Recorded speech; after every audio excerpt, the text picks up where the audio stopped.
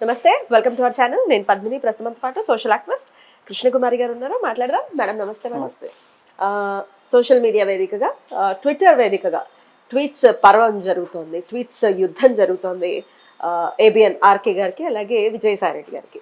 వీళ్ళిద్దరూ కూడా నీ ఆస్తులు ఎంతో చెప్పు, నీ ఆస్తులు ఎంతో చెప్పు, ప్రకటించు, లేకపోతే ఎలా సంపాదించావో చెప్పు అంటూ మాటల యుద్ధం అయితే జరుగుతుంది వీళ్ళిద్దరి మధ్య. ఢిల్లీకి రమ్మని ఒకళ్ళని, ఛానల్కి రమ్మని ఒకళ్ళు, ఇట్లా రకరకాలుగా.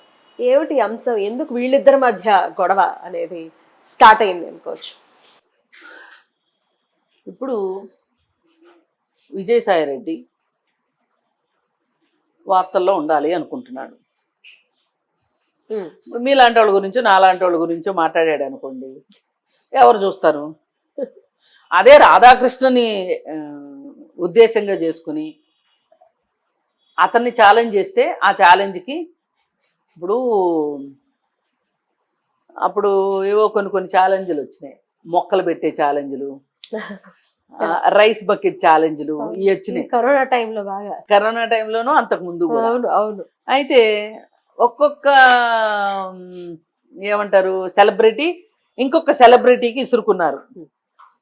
అదే మీలాంటి వాళ్ళకు నాలాంటి వాళ్ళకు విసిరితే ఏముంటుంది? ఎవరు చూస్తారు? ఎవరు చూడరు.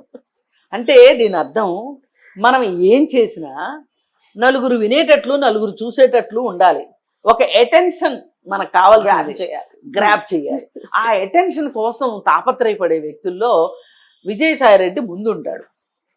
ఎలా ఉంటుందంటే, ఆయనది దారిన పోయేది ఎవర్రా అంటే తన్నులు తినేది నేనే అన్నట్లు ఉంటాడు విజయసాయి రెడ్డి. ఆ నోరు మామూలు నోరు కాదు. అది ఎలాంటి నోరు అంటే, ఒకసారి పవన్ కళ్యాణ్ గురించి మాట్లాడుతూ పవన్ కళ్యాణ్ మీద కోపం.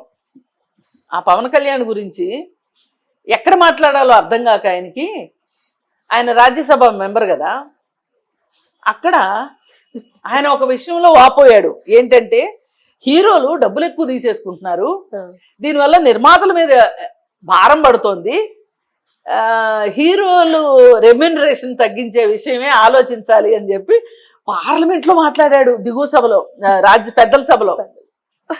అసలు ఏమన్నా అర్థం ఉందా? అంటే అతని ఉద్దేశంలో ఏంటి అంటే, అక్కడ పవన్ కళ్యాణ్కి మార్కెట్ ఉంది, సినిమాల్లో యాక్ట్ చేస్తాడు, డబ్బులు వస్తున్నాయి, ఈ డబ్బులు తీసుకొచ్చి రాజకీయాల్లో పెడతాడు. ఈ రాజకీయాల్లో పెట్టడం వల్ల జగన్మోహన్ రెడ్డికి ఇబ్బంది అవుతుంది. అంటే ఇంత దూరం ఆలోచించాడు. ముక్కు ఎక్కడరా ఉంది అంటే చుట్టూ తిరిగి చూపించినట్లు అట్లా చెప్పాడు. విజయసాయి రెడ్డి తెలివితేటలు అలా ఉంటాయి. అయితే ఆ మధ్య ఒకసారి, అంటే ఇలాంటి నోరు కుదరని మాటలు, పనికిరాని మాటలు, సంబంధం లేని మాటలు, ఇంకోటి ఏంటంటే వీటిని ఏవో మాటలు అంటారండి. ఏంటంటే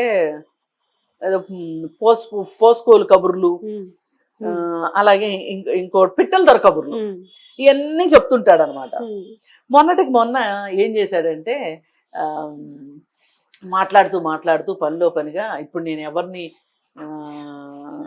ఎవరిని ఉద్దేశించి మాట్లాడితే నాకు కొంచెం మార్కెట్ ఉంటుంది, అక్కడ పార్టీ ఓడిపోయింది, బాగలా పరిస్థితులు.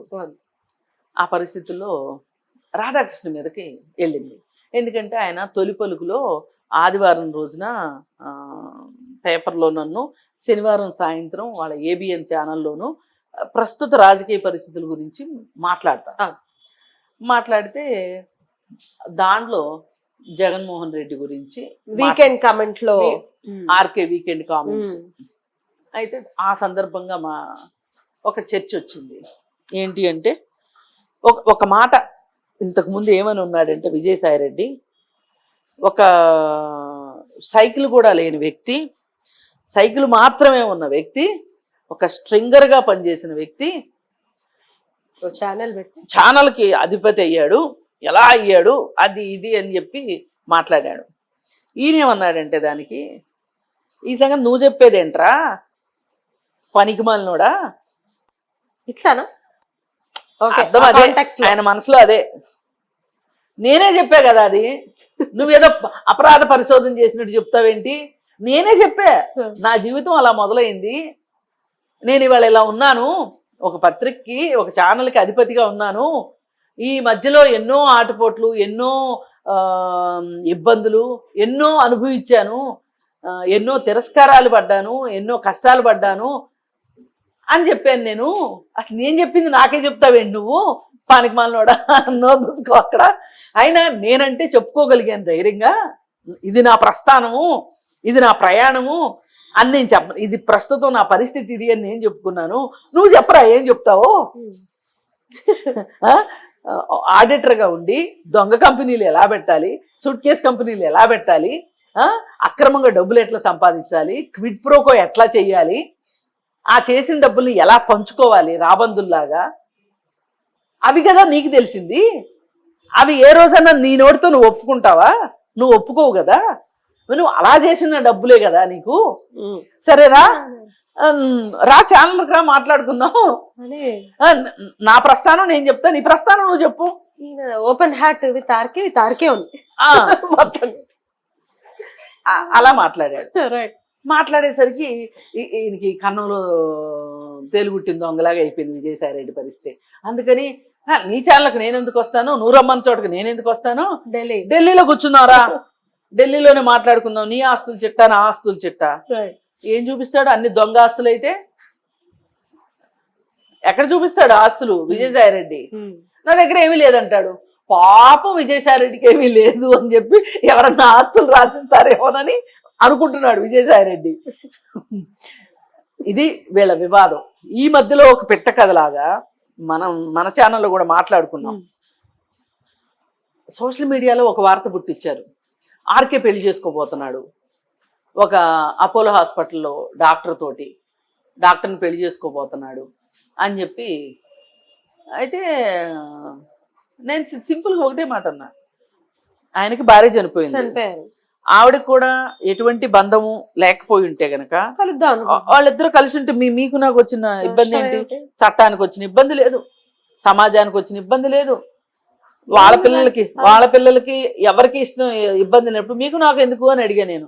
ఈ సోషల్ మీడియాకి మట్టుకు పని ఉంది, సోషల్ మీడియా పని ఏంటి ఆ విషయంలో? ఎక్కడ రాజ్యాంగంలో రాసిలేదుగా, 67 ఏళ్ళలో ఏమో ఆయన పెళ్లి చేసుకోకూడదు అని రాయలేదుగా. కాకపోతే ఏకకాలంలో 2 పెళ్లిళ్ళు చేసుకోకూడదు అని చెప్పారు తప్పితే భార్య చనిపోయినప్పుడు ఆయన పెళ్లి చేసుకుంటానంటే ఏంటి? ఒకవేళ భార్య ఉంటే కూడా విడాకులు తీసుకున్న వాళ్ళు చేసుకోవచ్చు. రైట్. ఇక్కడ ప్రాతిపదిక ఏంటి? అవివాహితులై ఉండాలి. వివాహ బంధంలో ఉంటే కూడా ఆ బంధం నుంచి ఆ బంధం రద్దు అయి ఉండాలి. అప్పుడు మాత్రమే పెళ్లి చేసుకోవాలని ఉంది తప్పితే ఇది ఇంతకీ రూమరా క్రియేటెడ్? సోషల్ మీడియాలో వీళ్ళే ఆర్కేని కొంచెం నెగిటివ్ చేయటం కోసం ఈయన పత్రికాధిపతి, ఈయనేమి సందేశం ఇస్తున్నట్టు సమాజానికి ఇలాంటి మాటలు మాట్లాడడం కోసం దీన్ని ప్రచారంలో పెట్టారు. సరే, ప్రచారంలో పెడితే మనం దాన్ని మన వరకు మనమైతే మన బాధ్యత ప్రకారం మనమైతే తిప్పికొట్టాము, అది వేరే విషయం. ఆ వ్యవహారం సద్దుమణిగిపోయింది.